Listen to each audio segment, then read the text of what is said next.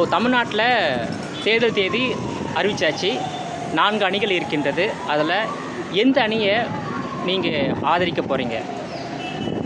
ஆதரிப்பது அப்படின்றத விட என்னென்னா, ஆக்சுவலி அரசியல் பற்றி கொஞ்சம் பின்புலம் தெரிஞ்சவங்க வந்தால் நல்லாயிருக்கும் அப்படின்றது என்னுடைய அபிப்பிராயம். ஏன்னா எந்த ஒரு விஷயத்தையுமே வந்துட்டு எந்த ஒரு எக்ஸ்பீரியன்ஸும் இல்லாமல் ஒருத்தவங்க கையில் கொடுக்கும்போது அது தவறான ஒரு லீடர்ஷிப்பாக இருக்குன்றது என்னுடைய இது. கொஞ்சமாவது இப்போ ஒரு குடும்பத்தில் வந்துட்டு இப்போது எக்ஸாம்பிள் என்னென்னா, ஒரு பிஸ்னஸே பண்ணுறவங்க அந்த குடும்பத்தில் அவங்களுக்கு வந்து கொஞ்சமாவது அதில் அனுபவம் இருக்கணும். ஒரு தாத்தா பாட்டி பேசுகிறதோ, அப்பா எப்படி வந்துட்டு அதை நிர்வாகம் பண்ணுறாரு, இல்லை என்ன அப்படின்றது தெரிஞ்சவங்க வந்தால் கொஞ்சம் சிறப்பாக இருக்கும். எதுவுமே தெரியாமல் வேறு ஒரு ஃபீல்ட்லேருந்து இந்த ஃபீல்டுக்கு ஜம்ப் பண்ணும்போது கொஞ்சம் வந்து கஷ்டமாக தான் இருக்கும். அதோடைய பாதிப்பு வந்து மக்களையும் போய் சேரும் அப்படின்றது தான் என்னுடைய கருத்து. இந்த குறிப்பிட்ட அணி அந்த குறிப்பிட்ட அணின்னு இல்லை, மக்கள் நான் யோசிக்கிறது தேர்வு செய்கிறது வந்து அதை பற்றின ஒரு அனுபவம் உள்ளவங்களை தேர்வு செஞ்சால் இன்னும் கொஞ்சம் நல்லாட்சி நடக்கும். அனுபவம் இல்லாதவங்க வேறு ஒரு துறையில் அவங்க பெஸ்ட்டாக இருக்கலாம், வேறு ஒரு துறையில் அவங்க சிறந்து விளங்கலாம், அவங்க அதில் வந்துட்டு பெரிய ஜாம்பவானாக இருக்கலாம். பட் ஒவ்வொரு துறைக்கும் ஒவ்வொரு எக்ஸ்பீரியன்ஸ் ஒரு நாலேஜ்ன்றது ரொம்ப இம்பார்ட்டன்ட். அந்த வகையில் நான் நினைக்கிறது வந்து பார்த்திங்கன்னா, அனுபவம் உள்ளவங்களை தேர்ந்தெடுத்தால் நல்லாயிருக்கும். அது ரொம்ப அனுபவம் உள்ளவங்க ஆட்சி பொறுப்பில் இருக்கிறவங்களுக்கு கொடுத்தா இன்னும் கொஞ்சம் சிறப்பாக பண்ணுறதுக்கான ஒரு நல்ல விஷயம் நடக்கும் நான் எதிர்பார்க்குறேன். இப்போது 4 அணியில் வந்து அதிமுக அணி வந்து இபிஎஸும் வந்து தமிழ்நாட்டை வந்து முதலமைச்சராக இருந்திருக்காரு. திமுக வந்து முதலமைச்சர் இப்போது முதலமைச்சர் இருக்கார். இது 2 அணியில் எந்த அணி வரணும்னு நினைக்கிறீங்க? 2 அணிக்கும் எக்ஸ்பீரியன்ஸ் இருக்குது. ஆமாம், அதுலேயும் பார்த்தீங்கன்னா நான் வந்து திமுக அப்படின்னு சொல்லலாம். ஏன்னா அதிமுக வந்து எடப்பாடி அவர் ஆட்சி செய்த காலம் வந்து குறுகிய காலம்னு சொல்லலாம். நம்மளுடைய மு க ஸ்டாலின் அவர்கள் வந்துட்டு ஒரு 5 ஆண்டு காலம் ஆட்சி செஞ்சுருக்காங்க. அது மட்டும் இல்லாமல் அவங்க குடும்பத்தில் வந்துட்டு பாரம்பரியமாக, அதாவது அவங்க தாத்தா அந்த மாதிரி பாரம்பரியமாக அந்த அரசியல் அனுபவங்கள் இருக்கும்போது ஒரு வீட்டில் என்ன பேசுவாங்க, எப்படி வந்துட்டு நிறைய விஷயங்கள் தெரியும். இப்போ நானே இருக்கேன்னா என் பிஸ்னஸ் என் பிள்ளைக்கு தெரிஞ்சிருக்கும் ஓரளவுக்கு. அதில் என்ன வந்து நுணுக்கங்கள் இருக்குது, என்னென்ன வந்துட்டு ஸ்ட்ராட்டஜிஸ் எதை எதிர்கொள்ளணும் அப்படின்ற ஒரு ஐடியா என் பொண்ணுக்கு இருக்கும். ஸோ என் பொண்ணு என் பிஸ்னஸ் வரும்போது அதை பற்றி சுத்தமாக தெரியாதவங்க வரத்துக்கும் என் பொண்ணு வரத்துக்கும் நிறைய வித்தியாசங்கள் இருக்குது. அந்த பார்வையில் தான் நான் பார்க்குறேன். அந்த பார்வையில் பார்த்திங்கன்னா, நம்ம எடப்பாடியை விட எனக்கு தெரிஞ்சு மு க ஸ்டாலின் ஐயா அவர்களுக்கு அதிகமான அனுபவம் இருக்கும். அதனால் நல்லாட்சி அமையறதுக்கான ஒரு இது அமையும் நான் எதிர்பார்க்குறேன். இப்போது கலைஞர் கருணாநிதி வந்து 5 முறை முதலமைச்சராக இருந்தார். அவருக்கு மறைவுக்கு பிறகு அவருடைய மகன் மு க ஸ்டாலின் ஒரு முறை முதலமைச்சராக இருந்திருக்காரு. மு க ஸ்டாலின் பிறகு உதயநிதி ஸ்டாலின். இது வாரிசு அரசியலாக தெரியலையா? வாரிசு அரசியல் அப்படின்றத விட நல்லா பண்ணிகிட்ருக்காங்களே. நல்லா பண்ணிகிட்டு இருக்கும்போது அவங்க வாரிசு அப்படின்ற ஒரு காரணத்தால் நம்ம வந்துட்டு புறக்கணிக்கணும்னு அவசியம் கிடையாது. நல்ல விஷயம் நடக்கும்போது இப்போ மு க ஸ்டாலினால் கருணாநிதி ஐயா அவர்கள் அளவுக்கு வந்துட்டு மு க ஸ்டாலின் இல்லை அப்படின்னு நம்ம யோசித்தா நம்ம தவிர்க்கலாம். இல்லை மு க ஸ்டாலின் ஐயா அவர்கள் அளவுக்கு வந்துட்டு நம்ம உதயநிதி ஸ்டாலின் இல்லை, அவருக்கு அந்த திறமையே இல்லை, அவங்க அப்பாவுக்கு இருந்த திறமை அவருக்கு இல்லை அப்படின்னு நம்ம யோசிக்கும் போது நம்ம வந்து தவிர்க்கலாம். இருக்குது, அவங்களுக்கும் அதை பற்றின புரிதல் இருக்குது, அதை பற்றின அனுபவம் இருக்குது, அதை பற்றின ஆற்றல் இருக்குன்னும் போது நம்ம ஏன் வந்துட்டு வேற ஒருத்தவங்க தேர்வு செய்ய நம்ம ஏன் யோசிக்கணும்? இப்போ தொடர்ந்து திமுகவே தமிழ்நாட்டை ஆள்வது நல்லதா? அதே போல் வந்து கலைஞர், முதலமைச்சர் மு க ஸ்டாலின், அப்புறம் உதயநிதி ஸ்டாலின், உதயநிதி அடுத்தது இன்பநிதி, அந்த மாதிரி அவங்களே ஆள்வது நல்லதா? ஒரு குடும்ப ஆட்சி, மன்னராட்சி, வாரிசு ஆட்சின்னு சொல்கிறாங்களே, அது சிறந்ததா? இல்லை, பட் வலுவான எதிர்க்கட்சி இல்லை அப்படின்ற மாதிரி எனக்கு தோணுது. இப்போ வந்து இப்போதைக்கு அதிமுக வந்து கொஞ்சம் வலுவிழந்த நிலையில் இருக்காங்க. இப்போது ஜெயலலிதா அம்மா இருந்தாங்கன்னா அவங்களுக்கு ஸ்டஃப் கொடுக்க கரெக்டாக இருக்கும், காம்படிட்டர்ஸாக வந்துட்டு நிற்கிறதுக்கான கரெக்டான டஃப் கொடுத்தாங்க. பட் இப்போ இருக்கிறவங்க அந்தளவுக்கு டஃப் கொடுக்குற அளவுக்கு அவருடைய வலு வந்துட்டு அதிமுக இழந்துருச்சு அப்படின்ற மாதிரி தான் இருக்குது. இப்போ அதிமுகவுமே பன்னீர்செல்வம் அவர் வந்துட்டு உடைப்பட்டது இன்னும் அவங்களுக்கு வந்து வலுவை வந்து இன்னும் பலவீனமாக்கிடுச்சு. நம்ம அடுத்த கட்டத்தில் வந்து தாவேக்கா வைக்கும்போது விரும்புகிறவங்க எல்லாருமே பார்த்திங்கன்னா கொஞ்சம் அனுபவம் இல்லாத இளைய தலைமுறை அவங்க தான் ரொம்ப விரும்புகிற மாதிரி தோணுது. சின்ன பசங்க அவருடைய ஃபேனாக அவர் மேலே வந்து இன்ஸ்பயர் ஆகி ரொம்ப இன்ஃப்ளூயன்ஸ் ஆகிறவங்க வந்துட்டு அவர் பின்னாடி போகிற மாதிரி தெரியுது. அரசியலுடைய முழுமையான ஒரு ஆற்றலோ ஒரு அனுபவமோ ஒரு புரிதலோ அந்த மக்களுக்கு இல்லை அப்படின்னே சொல்லலாம். அதனால் வந்துட்டு வலுவடைந்ததாக தான் நான் தாவேக்காவை பார்க்குறேன். ஃபேன் அப்படின்றது okay, he is very good actor, அவருக்கு அந்த டேலண்ட் இருக்குது, அவர் அந்த ஆக்டிங்கில் அவர் பெஸ்ட்டாக இருக்கார், அவருடைய பர்சனாலிட்டி நல்லா இருக்குது, that is different other department. But இந்த ஒரு மக்களை ஆள்றது, இவ்வளோ ஒரு கோடானி கோடி ஜனங்களுக்கு வந்து நல்லது செய்கிறது, இத்தனை துறைகளை வந்து வகுத்து திட்டம் விதிக்கிற அளவுக்கான அனுபவம் வந்து அவருக்கு இருக்குமா அப்படின்னு கேட்டால் எனக்கு தெரியல. இப்போ மு க ஸ்டாலின் ஐயாவை கொண்டு போயிட்டு ஒரு படத்தில் ஹீரோவாக நடிக்க வச்சா வந்துட்டு அவரால் வந்துட்டு விஜய் அளவுக்கு வந்துட்டு ஃபைட் போட முடியுமா, டான்ஸ் ஆட முடியுமான்னு கேட்டால் கண்டிப்பாக முடியவே முடியாது. பிகாஸ் அது அவருடைய டிபார்ட்மெண்ட், அவர் அதில் வந்து ஜாம்பவான். ஸோ யாருக்கு எந்த டிபார்ட்மெண்ட் எது நல்லா வருதோ அதில் அவங்க பெஸ்ட்டாக கொடுத்தா நல்லா இருக்குன்ற மாதிரி தோணுது. இன்னும் வேணும், அவர் ஒரு இந்த வருஷம் எதிர்க்கட்சியாக இருந்து நிறைய விஷயங்கள் தெரிஞ்சுக்கலாம். இன்னும் அனுபவம் வாங்கின பிறகு அடுத்த தேர்தலை வந்து இன்னும் அவர் ஜெயிக்கிறதுக்கான வாய்ப்புகள் இருக்கிறதுக்கு நானே அவருக்கு சப்போர்ட் பண்ணாலும் பண்ணுவேன். இப்போது அதிமுக வந்து வலுவாக இல்லைன்னு சொன்னீங்க, ஆனால் அங்கே 75 இடம் வலுவாக தான் இருக்காங்க. சட்டசபையில் வலுவான எதிர்க்கட்சியாக தான் அதிமுக இருக்காங்க. நீங்கள் எதை வைத்து வலுவாக இல்லைன்னு சொல்ல வந்தீங்க? அதான் அதாவது இது வந்து ஒரு பெரியார் மண், இது திராவிட மாடல்னு அப்படி சொல்லுவாங்க. நம்ம அப்படியே பழக்கப்பட்டுட்டோம். நம்ம இப்போ வந்து எப்படின்னா, நம்ம வந்து ஒரு தலைமையில் வந்து நம்ம அம்மா வச்சு பார்த்துட்டோம். அம்மாவுடைய ஒரு பெண், ஒரு எடுத்துக்காட்டு, ஒரு பெண் சிங்கம், ஒரு போல்டு உமன் அப்படின்ற ஒரு வலுவே அந்த இடத்த வந்து நம்ம அம்மாவுக்கு கொடுத்துட்டோம். இப்போ அம்மா இல்லாத இடம் வந்து வெற்றிடமாக இருக்குது. அது என்ன தான் வந்து பன்னீர்செல்வமோ இல்லை வந்துட்டு எடப்பாடியோ வந்து நிரப்பினா கூட அம்மா அளவுக்கு இல்லை. அப்போ அந்த இடமே எங்களுக்கு வந்து வலுவடைஞ்ச மாதிரி தான் எங்களுடைய பார்வைக்கு தெரியுது. அவங்க வந்து தொகுதியில் இருக்கலாம், தொகுதியில் அவங்க வெற்றி பெற்றுக்கலாம், பட் அம்மா இடத்த வந்து அது ஃபுல்ஃபில் பண்ண முடியல. இப்போ வந்து அம்மா இருந்திருந்தாங்கன்னா ஸ்டாலின் ஐயா அவர்களுக்கு வந்து ஒரு வலுவான ஒரு எதிர்க்கட்சியாக எங்களுக்கு தெரிஞ்சிருப்பாங்க. எங்களுக்கு ஒரு யாருக்கு போடுறதுன்னு ஒரு குழப்பம் இருந்திருக்கும். இப்போ அம்மா இடத்த வந்து நிரப்புற அளவுக்கு அதிமுகவில் வந்து வலுவானவங்க இல்லைன்றதான் என்னுடைய அபிப்பிராயம். அதாவது அதிமுக வந்து சட்டமன்றத்தில் வலுவாக இருந்தாலும் கட்சியோட தலைமை வந்து வலுவாக இல்லை, அதனால நீங்கள் வலுவாக இல்லைன்னு சொல்ல வந்தீங்க. ஆமாம், அதாவது ஒரு பழமொழி கூட கேள்விப்பட்டிருக்கோம். அதாவது சிங்கம் வந்துட்டு லீடராக இருக்குது, கழுதை வந்து கூட்டமாக இருக்குது. கழுதை வந்து கூட்டமாக இருக்குது, கழுதை வந்து தலைமை இருக்குது, சிங்கம் வந்து கூட்டமாக இருக்குன்னு சொல்லுவாங்க. யாருடைய தலைமை ஜெயிக்கும்னு சொல்லும்போது என்ன ஆகுதுன்னா, சிங்கத்தோட தலைமை தான் ஜெயிக்கும். அதாவது வந்து கூட்டங்கள் கழுதியாக இருந்தால் கூட யார் அங்கே வந்து தலைமை வகிக்கிறான், தலைமையுடைய பண்பு தான் எல்லாருக்கும் பிரதிபலிக்கும்.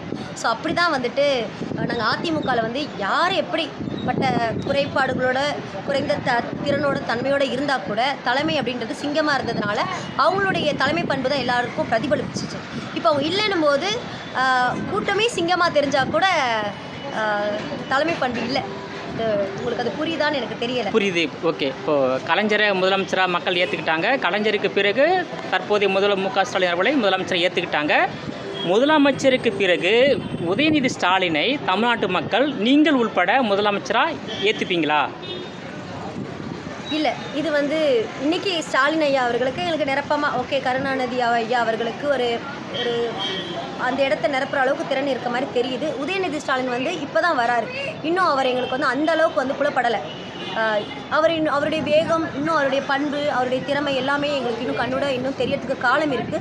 மேபி இந்த 5 இயர்ஸில் வந்துட்டு எங்களை அவரை ப்ரூவ் பண்ணலாம், எங்களை அவரை இன்ஸ்பயர் பண்ணலாம், அவர் வழியை நாங்களும் நடக்கலாம், அவர் மேலே நாங்கள் ஒரு நல்ல ஒரு தலைமை பண்பை ஏற்றுக்கலாம். அப்படி ஏற்றுக்கிட்ட பிறகு தான் நாங்கள் வந்து உதயநிதி ஸ்டாலின் ஐயா அவர்களுக்கு போடுவோமே தவிர மு.க. ஸ்டாலின் ஐயா அவருடைய பையன் அப்படின்ற ஒரே ஒரு அந்த வாரிசு அப்படின்ற ஒரு காரணத்துக்காக ஓட்டுன்றது கிடையாது. நிச்சயமாக இது தனிப்பட்ட மனிதனுடைய திறமை, அனுபவம், அவங்களுடைய ஆற்றலை பொறுத்து தான் இருக்கே தவிர இவங்களுடைய வாரிசு, அவங்களுடைய வாரிசு, இந்த குடும்பத்திலேருந்து வந்தவங்க, இந்த திராவிட மடல் அது கிடையவே கிடையாது. தனிப்பட்ட ஒரு தலைமையை வந்து நாங்கள் அப்சர்வ் பண்ணுவோம், அவங்களுடைய டேலண்ட்டை வந்துட்டு கம்பேர் பண்ணி அதுக்கப்புறம் தான் நான் எங்களுடைய ஓட்டாக இருக்கும்.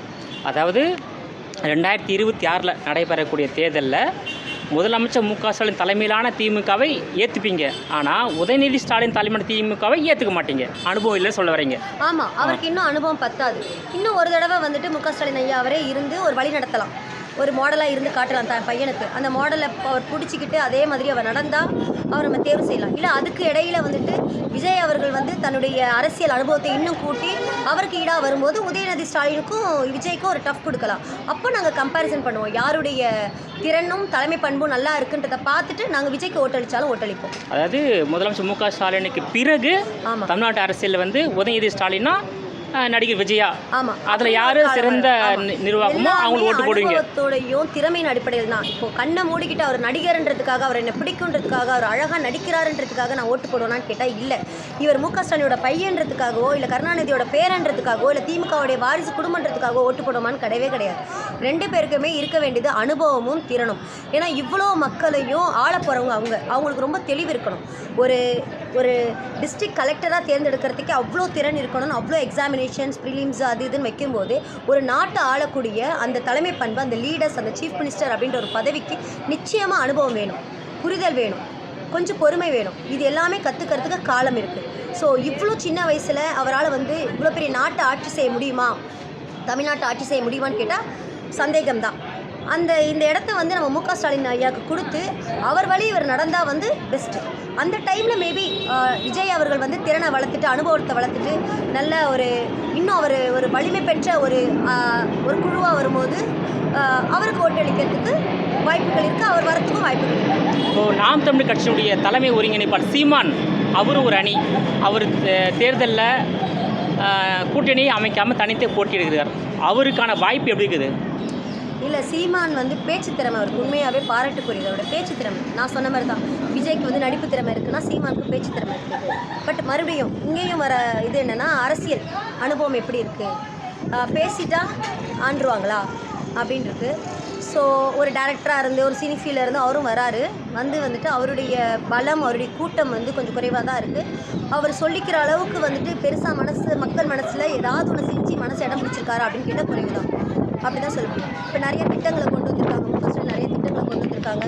நிறைய விஷயங்கள் பெண்களுக்கு வந்துட்டு மகளிர் ஃப்ரீ பஸ் கொடுத்ததாகட்டும், இந்த உதவித்தொகை, நிறைய பட்டி தொட்டி எல்லாம் ஒரு சேர்ந்த திட்டங்கள், சத்துணவு, இந்த மாதிரி ஸ்கூல் எஜுகேஷன்ஸு இவங்க டீமாக பண்ணுற ஒரு விஷயம் வந்துட்டு அந்த மாதிரி ஒரு டீம் இருக்கா அப்படின்னு பார்த்தா சீமான் அப்படின்ற ஒரு தனிப்பட்ட நபரோட திறமையை தாண்டி அவங்க டீம் வந்து எங்களுக்கு தெரியலை. இப்போ இங்கே வந்து ஒரு டீம் தெரியுது. கருணாநிதி குடும்பத்தை சார்ந்த ஸ்டாலின் அப்படின்போது நமக்கு அந்த கல்வித்துறை அமைச்சர் அந்த டீமோடைய திறன் நமக்கு தெரியுது. அந்த மாதிரி டீமாக எனக்கு தெரியலை. ஆனால் சீமான் வந்து அம்மாட்ட ஆளக்கூடிய தகுதி படைத்தவரா? ஆளலாமா? இப்போதைக்கு இல்லை. இப்போதைக்கு அவங்களுக்கு டஃப் கொடுத்து வலு கொடுத்து ஜெயிக்கிற அளவுக்கு வந்துட்டு மக்கள் மனசில் இடம் பிடிக்கலை, மக்களுக்கு தெரியலை. மேபி இன்னும் அதுக்கு டைம் எடுக்கலாம். இன்னும் ஒரு 5 ஆண்டு காலமோ 10 ஆண்டு காலமோ ஆகலாம். பட் இப்போ அவர் அந்த களத்தில் வந்து இல்லைன்றதா என்னுடைய பதில். 5 ஆண்டு கால திமுக ஆட்சி, குறிப்பாக முதலமைச்சர் மு.க. ஸ்டாலினுடைய அணுகுமுறை பற்றி உங்கள் கருத்து? அணுகுமுறை திட்டம் அவரோட செயல்பாடு பற்றி உங்கள் கருத்து? அதாவது நான் அந்த அளவுக்கு எனக்கு வந்து நான் நார்மல் ஒரு அரசியல் பின்புலமோ இந்த கட்சி அந்த கட்சின்ற மாதிரி முதலமைச்சர் மு.க. ஸ்டாலின் பற்றிய புரிதல் ஒரு சாதாரண, அதாவது எந்த அரசியல் கட்சியும் சாராத ஒரு சாதாரண ஒரு குடும்ப பெண்மணியாக ஒரு நார்மல் உமனாக பார்க்கும்போது எந்த அளவுக்கு டிஸ்டர்பன்ஸ் இல்லை. நான் வந்து ஒரு இஸ்லாமிய பெண்ணாக இருந்து கூட எங்களுடைய உரிமைகள் காக்கப்படுது. எங்களுக்கு வந்துட்டு மற்ற வடநாட்டில் வந்துட்டு தவிர்க்கப்படுற அளவுக்குலாம் எங்களுக்கு எந்த கொடுமையும் கிடையாது. நாங்கள் ரொம்ப சுதந்திரமாகவும் ரொம்ப அமைதியாகவும் நாங்கள் நினச்சதை செய்ய முடியுது, நாங்கள் நினச்சதை பண்ண முடியுது. இதுவே ஒரு நல்லாட்சிக்கு. இப்போ அவர் என்ன செஞ்சிடாரு, அவர் கொடுத்த டிவி உங்களுக்கு வந்து சேர்ந்ததா, இல்லை அவர் கொடுத்த கம்ப்யூட்டர் வந்து சேர்ந்ததா, இல்லை அவர் கொடுத்த பணம் வந்து சேர்ந்ததான்னு கேட்டால் இல்லை. பட் நாங்கள் ரொம்ப பீஸ்ஃபுல்லாக இருக்கோம், சேஃபாக இருக்கும், சுதந்திரமாக இருக்கும், நல்ல ஒரு பொருளாதாரம் இருக்குது, எங்கும் கஷ்டம் இல்லை எனக்கு தெரிஞ்ச வரைக்கும். ஸோ என்னுடைய லைஃப் நார்மலாக போயிட்டுருக்கு. எனக்கு அந்த அரசு வந்து எனக்கு அது ஒத்துழைக்குது. அரசு கஷ்டப்படுத்தும் போதோ சில சட்டத்திட்டங்கள் வந்து நம்மளை வந்து வலுவடை செய்யலை, என்னை பலவீனமாக்கலை. நான் பலமாக செயல்படுறதுக்கு இந்த அரசும் இந்த அரசாட்சியும் நல்லா இருக்குது. ஃபஸ்ட்டு காமன் உமனாக ஒரு குடும்ப தலைவியாக எனக்கு எந்த வகையிலையும் இந்த ஆட்சியில் வந்து எனக்கு குறைபாடோ இல்லை பலவீனப்படுத்துகிற மாதிரியோ, என்னை பாதிக்கிற மாதிரியோ, இல்லை எனக்கு வந்துட்டு பேச்சுரிமையோ, இல்லை எனக்கு அடக்குமுறையோ, இல்லை எனக்கு வந்துட்டு சுதந்திரமோ கிடைக்காம இல்லை. நான் எல்லா வகையிலையும் நான் மனநிறைவோடு இருக்கும்போது இந்த ஆட்சியை நல்ல ஆட்சி தான் சொல்லுவேன். இப்போ உங்களுக்கு வந்து மனநிறைவான ஆட்சி தான். ஆனால் தமிழ்நாட்டில் குழந்தைகள் பெண்கள் மீதான இந்த பாலியல் பலாத்காரம் படுகொலைகள் வந்து நடந்துட்டுருக்கு. அது அந்த தகவல் உங்களுக்கு தெரியல? அது ஆக்சுவலாக வந்துட்டு இப்போ ஆட்சியின் காரணமாக வந்துட்டு எல்லாரும் வந்துட்டு பலவீனமாக போய் கற்பழிக்கிறாங்க அப்படின்னு கிடையாது. ஃபஸ்ட்டெல்லாம் வந்துட்டு இதை வெளிப்படுத்துறதுக்கான சோஷியல் மீடியா அந்தளவுக்கு இல்லை. இப்போ சோஷியல் மீடியா எல்லார் கையிலையும் ஃபோன் இருக்கிறதுனால சீக்கிரமாக பரவுது. அப்போல்லாம் கூட ஒரு 20-30 வருஷத்துக்கு முன்னாடி கூட இந்த மாதிரி அங்கொன்றும் இங்கொன்றும் காடுலையும் பட்டி தொட்டிலையும் நடந்திருக்கலாம். பட் அதெல்லாம் வந்துட்டு ஊடகங்களுக்கு தெரியப்படுத்தலை. ஏன்னா வந்துட்டு காட்சிப்படுத்துறதுக்கான உபகரணம் வந்து அப்போ கம்மியாக இருந்துச்சு. இப்போ வந்து எல்லார் கையிலையும் செல்ஃபோன் இருக்குது. ஏதாவது ஒரு இன்சிடென்ட் ஆகிடுச்சுன்னா உடனே சோஷியல் மீடியாவில் பேஜில் போஸ்ட் பண்ணுறோம், அது வைரல் ஆகுது, அது நிறைய மக்களுக்கு தெரிய வருதே தவிர எப்போவுமே பெண்களை வந்து பலாத்காரம், பெண்களுக்கான அநீதி வந்து இழக்கப்பட்டிருக்கே இருக்குது. அதுக்கு வேணால் கல்வி அறியாமை வேணால் நம்ம சொல்லலாம். கல்வி வந்துட்டு சரியான முறையில் கொடுக்கப்படலை. ஆண்களுக்கும் வந்து ஒழுக்க கல்வியை சொல்லித்தரணும், ஆண்களுக்கும் வந்துட்டு மாரல் பற்றி என்ன இம்பார்ட்டன்ஸை பற்றி சொல்லித்தரலையோ அப்படின்றத தான் நான் குறைபாடாக பார்க்குறேனே தவிர இது வந்து ஆட்சிக்கும் இதுக்கும் சம்மந்தமே கிடையாது. ஆட்சி இதுக்கு பொறுப்பே இருக்க முடியாது, அரசாள்றவங்க இதுக்கு காரணமே கிடையாது. இதுக்கு காரணம் ஒவ்வொரு தனிப்பட்ட மனிதனுடைய ஒழுக்கம் சம்மந்தப்பட்ட விஷயம். அவனுடைய தாய் சொல்லிக் கொடுக்கணும், அவன் சொல்லிக் கொடுத்த ஸ்கூலை சொல்லித்தரணும், சுயமனித ஒழுக்கம்னா என்ன, எம்பாத்தி என்ன, தனக்கு பாதிக்கப்பட்டதா அடுத்தவங்களுக்கும் எப்படி அந்த பாதிப்புன்றது, அந்த எம்பாத்தியை வந்து சொல்லிக் கொடுக்க தவறிட்டோம். இன்று சமுதாயம் வந்துட்டு கற்றலை வந்து குழந்தைங்களுக்கு நல்லா சொல்லித்தரலை அப்படின்றதோட குறைபாடு தான் தெரியுதே தவிர இது வந்து ஆட்சிக்கோ பாலிட்டிக்ஸ்க்கோ இந்த பாலியல் வன்கொடுமைக்கோ சம்மந்தமே கிடையாது.